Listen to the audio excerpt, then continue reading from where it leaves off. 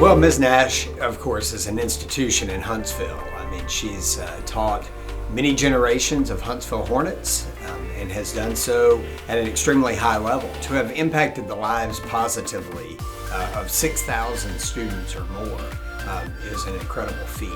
And one of the things that makes Ms. Nash an incredible teacher is the fact that she has been doing this at such a high level for so long, but she has constantly evolved and changed. Through the generations, she has adapted to modern ways of teaching and done whatever it takes to reach her kids. And that's because she loves kids. That's who she is at her core, and that's what makes her a fantastic teacher. It's really interesting. We're standing here in Mrs. Nash's room, and it's amazing over 48 years how many students can come. I think they tried to do the math on it, and it's over 6,000 students that have been in this classroom over those years, and probably even more people that have been impacted. And I think when we talk about what it means to be a graduate of St. Houston, where a measure of life is its service, what she's done in this classroom has served our community very well. For people like you and I that may not be math people, we think they're from a different world, right? And so when someone says they love algebra, you're like, what? She truly does, but the reason she does is because she sees the real life application of how algebra can play out, because students that don't like math constantly say, why do I need to know this stuff? Miss Nash knows why, and she makes that application for them, and that's why she loves it, because she knows it's going to be beneficial for her kids later on in life. You know, when you're in the moment, it's hard because your favorite teachers in the moment are always the ones that sometimes you can get away with a whole lot more, or you have more freedom. Looking back, she was probably one of my most influential teachers because it taught me different things, not only about math, but also about life, about paying attention, about details, about how to sit here and carry something out. So looking back, yeah, she probably taught me more, not just in math, but about how to do even my job now. Just those principles, just those ethics of how to work and how to keep on picking at it until you can get it done. Looking back, she is one of the ones that did teach me more about myself. With both Ms. Nash and myself, we both have the philosophy that once we teach a child, they're our child forever. And so we try really hard to share that with the students as much as we can. We give them compliments, we pat them on the back, we love them forever. They're always really happy to say hello to us and do you remember us? And both of us are really pretty good about remembering faces. We're not necessarily the greatest at remembering names all the time, but we remember their face, and we're always overjoyed to see them and to see what they've become. One of our biggest joys is to see former students being very successful. That makes us very, very happy to see them doing something very well for themselves.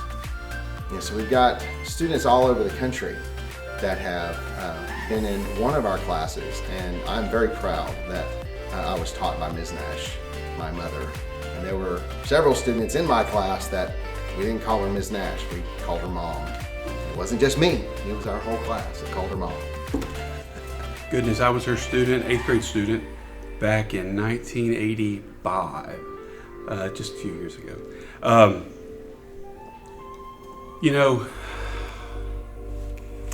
Single mother, my mother was single mother, 5 kids. Easily I could have been a statistic that we've heard many times about, whether it be through the criminal justice system, whatever it might be. Ms. Nash, in my heart, in my mind, represents the teacher who looked at. I remember her simply saying, looking at me, saying, "You're going to be someone special someday." And in junior high, that rough, early teenage years where you peer pressure and any number of things are impacting you, I needed that. I wanted that, and to have that teacher who I sought that attention from. She wanted somebody strong. She wanted somebody to participate. She wanted somebody to do good, and I did it. And I am so thankful for having a teacher like her. So I love Miss Nash so much. She's the best teacher ever, and I can't imagine having another math teacher. She teaches us really well, and with her, I am able to understand much things. She's a great teacher. Congratulations, Ms. Nash, for being chosen as the Distinguished Educator of the Year for Sam Houston State University.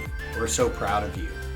Mrs. Nash, again, congratulations on this great award that you're receiving from Sam Houston State University as a Distinguished Educator. On behalf of the HISD School Board, congratulations. Ms. Nash, I have to say I respect you more than any educator that I've ever worked with. Again, you set the example for our students and our colleagues, because if we all achieve what you've achieved in striving for our students to be successful and giving them what it takes, and most importantly, believing in what they have and that they have what it takes to be successful, then this is going to be a bright world and a bright future. So thank you for all you do. Thank you for leading well, and thank you for leading me. Congratulations. Ms. Nash, Mom, I'm very proud of you. You've been my role model my entire life. I don't know where I would be without you, but thank you very much. I love you. Congratulations. Thank you. As I told you before in that email when I sent that picture of that knucklehead kid holding that trophy, thank you for steering him in the right direction. Congratulations. I just wanted to say congratulations for all your hard work and for your achievements as an educator. Congrats.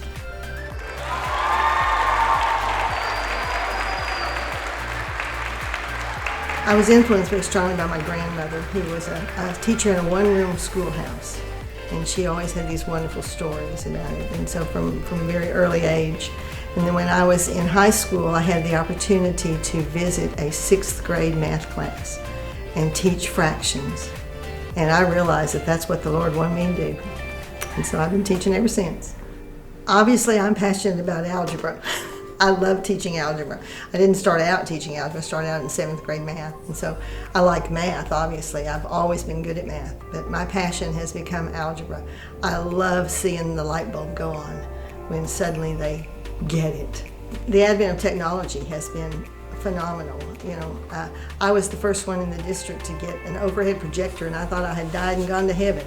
And now we have smart boards and calculators, and it's just, there is so much exciting in education that you can't stand still. You have to grow with the education, and the kids have changed dramatically. You know, they're much more sophisticated than years ago, and so you have to change with the times. And so I love learning all that new stuff. Learned something new this year, as a matter of fact, that my kids taught me. They teach me all sorts of stuff. I've been in education for 48 years, and I guess of all of the accolades I received, this is probably the most special, because I attribute my success in education to those teachers that I had whose legacy I'm sharing with everybody. I could name a half a dozen instantly that were professors at Sam Houston that have dramatically impacted my teaching career, my life, and my students are impacted by them. And so my gratitude to Sam Houston is immeasurable. So, you know, this is an extremely special award to me. I get a little emotional, as a matter of fact, when I think about it.